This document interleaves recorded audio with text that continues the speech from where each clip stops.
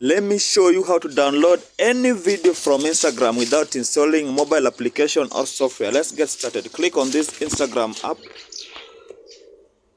Okay, locate the video that you want to download. Let's go to the search area there. Let's click any video. Okay, let's choose this video.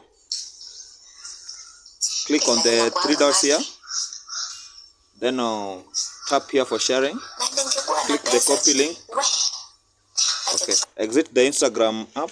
Now go to your browser. Click the Chrome browser there.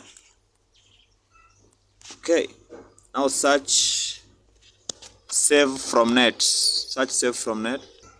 Okay, you will get a text box here. That just press the link that you copied there. Then it will process the link for you automatically, or you can press this arrow here, click on it. Now you will get a download button. Click on the download button. Voila!